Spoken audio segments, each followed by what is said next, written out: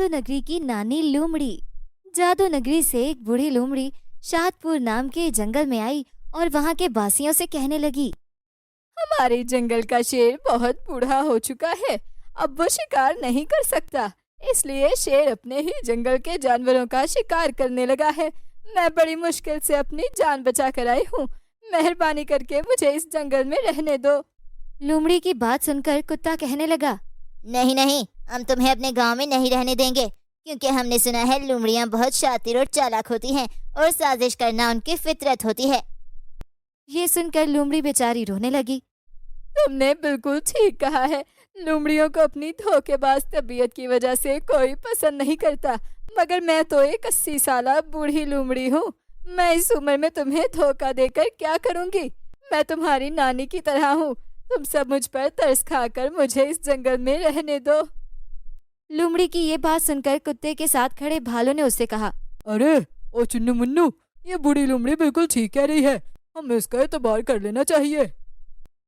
ये सुनकर चुन्नू मुन्नू कुत्ता कहने लगा, ठीक है भालू कमालू, हम सब तुम्हारे कहने पर इसे जंगल में रहने देते हैं। ये सुनकर नानी लोमड़ी खुश हो गई और उसने सारे जंगल वालों का शुक्रिया अदा करते हुए कहा, मैं अपने जंगल की बहुत अमीर लोमड़ी हूँ, आज सब तुम लोगों की दावत मेरे घर होगी। दावत का सुनकर सारे जानवरों के मुंह से राह टपकने लगी और उस दिन बूढ़ी लोमड़ी ने सारे जंगल वालों की दावत की और सबके दिल जीत लिए। अब तो जंगल के सारे जानवर उससे नानी लोमड़ी कहकर पुकारने लगे। नानी लोमड़ी ने अपने लिए एक बड़ा प्यारा मकान बनवाया, जिसके अंदर से बड़े मजेदार खानों की खुशबू आती रहती थी। ये खुशबू सारे जंगल में फैल जाती और जानवर बहाने बहाने से नानी लोमड़ी के मकान के आसपास घूमने लगे। नानी लोमड़ी बड़े दिल की मालिक थी, जो भी जानवर उसे घर के बाहर दिखाई देता वो उसे खाने पर बुला लेती। नानी ने अपने मजेदार खानों और खुश इखलाकी की वजह से सबके दिल जीत लिए थे।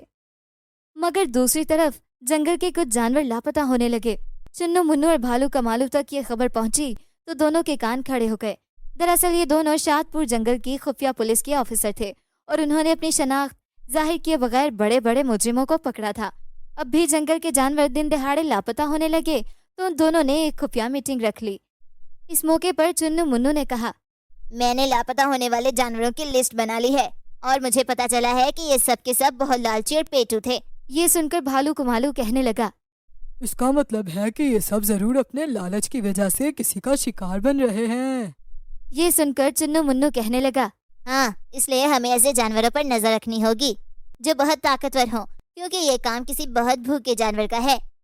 यूं चुन्नू मुन्नू और भालू कमालू अपने मिशन पर जुट गए और उन्होंने रात दिन जंगल के जानवरों की कड़ी निगरानी की, मगर इस दौरान उनके हाथ कोई सबूत ना लगा। दोनों थक हार कर बैठ गए। अबे चुन्नू मुन्नू, हम किसी ताकतवर जानवर को तलाश कर रहे हैं, लेकिन हो सकता है कि ये किसी कमजोर मगर शातिर जानवर का काम हो, जो बड़ी चापलूसी के साथ दूसरे जानवरों को घेर कर ले जाता हो और उनका शिकार कर लेता हो। भालू कमालू की ये बात सुनकर चुन्नू मुन्नू ने इत्तेफाक किया और इस बार दोनों ने कमजोर मगर शातिर जानवरों की लिस्ट बनाई और बारी बारी उनकी निगरानी करने लगे।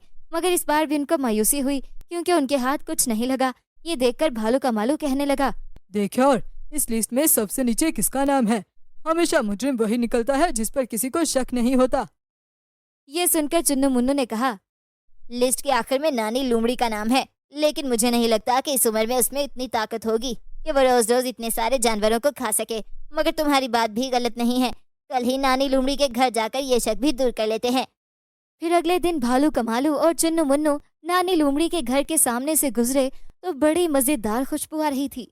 चुन्नू मुन्नू कहने लगा, मुझे तो लगता है आज नानी लोमड़ी हिरन भून रही है, मुझे तो खुशबू से ही भूख लग गई। ये सुनकर भालू कमालू कहने लगा, चलो फिर नानी लोमड़ी के घर चलते हैं, खाना भी खा लेंगे और तफ्तीश भी कर लेंगे। ये कहकर नानी लोमड़ी के घर चले गए। नानी लोमड़ी ने उन्हें देखा तो खुश हो गई और कहने लगी, अरे ये कैसा इत्तेफाक है, अभी कुछ देर पहले मैं तुम दोनों को बड़ा याद कर रही थी। ये सुनकर चुन्नू मुन्नू कहने लगा, देखो नानी, तुमने हमें याद किया और हम पहुंच गए।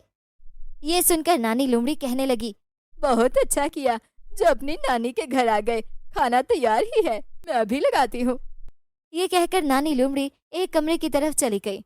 चुन्नू मुन्नू और भालू कमालू ने उसके जाते ही अपनी तफ्तीश का आगाज कर दिया।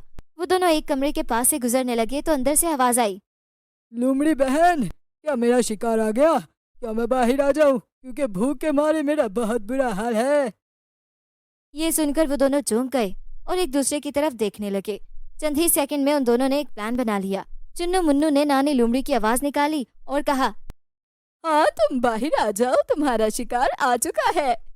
ये कहकर भालू कमालू और चुन्नू मुन्नू छुप गए और इंतजार करने लगे कि अंदर से कौन आता है। तभी एक बूढ़ा शेर अंदर से निकला, मगर उसने जो ही उन दोनों को देखा तो वो डर के मारे भाग गया। ये देखकर वो दोनों हक्का बक्का रह गए। वो दोनों नानी लोमड़ी के पास गए और कहने लगे, तुम्हारा खेल खत्म हुआ। बेहतर यही है कि तुम हमें बता दो कि ये सब तुमने क्यों किया। ये सुनकर नानी लोमड़ी रोने लगी और उसने कहा, दरअसल ये शेर हमारे जंगल जादू नगरी का बादशाह था, मगर ये बहुत जालिम था। ये छोटे छोटे जानवरों पर बहुत जुल्म करता था और उन्हें अपना शिकार बना लेता। इस शेर की इन्हीं हरकतों की वजह से जानवर ये जंगल छोड़कर चले गए, जबकि बाकी जानवरों को ये आहिस्ता आहिस्ता खाने लगा। एक दिन इसे अपना शिकार ना मिला तो इसने मुझ पर हमला कर दिया। मुझे अपनी जान बचानी थी, इसीलिए मैंने शेर से कहा, प्लीज मुझे मत खाओ, मैं अभी जीना चाहती हूँ। अगर तुम्हें भूख लगी है तो मैं अपनी जगह एक और हट्टा कट्टा जानवर ले आती हूँ, तुम उसे खा लो और मेरी जान छोड़ दो। ये सुनकर शेर ने मुझे इस शर्त पर छोड़ दिया कि अब मैं बूढ़ा हो चुका हूँ, मुझसे शिकार नहीं होता। अगर तुम मेरा शिकार रोज मेरे घर पर ले आओ तो मैं तुम्हें कभी नहीं खाऊंगा। मुझे अपनी जान अजीज थी। मैं रोज किसी न किसी जानवर को बहला फुसलाकर शेर के पास ले आती और वो इसे खाकर अपना पेट भर लेता। मगर जादू नगरी के कुछ जानवर जंगल छोड़कर चले गए और बाकी को शेर खा जाता था। अब मुझे आसानी से शेर का शिकार नहीं मिलता था, लेकिन शेर को ये बात नहीं बताना चाहती थी, क्योंकि ये बात सुनकर मुझे ही खा जाता। मैंने शेर को तजवीज़ दी कि हम शादपुर के जंगल चलते हैं, क्योंकि वहाँ के जानवर बहुत मोटे ताजे थे। नानी लोमड़ी की ये बात सुनकर चुन्नू मुन्नू कहने लगा, लेकिन तुम तो यहाँ अकेली आई थी। ये सुनकर नानी लोमड़ी कहने लगी, जब मैंने अपना मकान बना लिया तो शेर को अपने घर बुला लिया और इसे एक कमरे में छुपा दिया। ये सुनकर भालू कमालू कहने लगा, अच्छा, तो तुम वो थी जिसकी वजह से हमारे जंगल के जानवर लापता होने लगे। ये सुनकर नानी लोमड़ी ने इतराफ करते हुए कहा, दरअसल जब मैंने यहाँ आकर सब जानवरों की दावत की तो कुछ लालची जानवरों ने मेरा घर देख लिया। मैं जब भी खाना पकाती वो खुशबू सूंघकर आ जाते और यूं मेरा काम आसान हो जाता था। मैं उन्हें खाने के बहाने बेहोश कर देती थी और वो यूं शेर का शिकार हो जाते थे। नानी लोमड़ी के इस इतराफ के बाद चुन्नू मुन्नू और भालू कमालू ने उसे गिरफ्तार कर लिया और जंगल की जेल में कैद कर दिया। यूं शाहपुर जंगल के दो बहादुर ऑफिसर्स ने एक बार फिर एक बड़ा कारनामा सरअंजाम दिया। Good bye.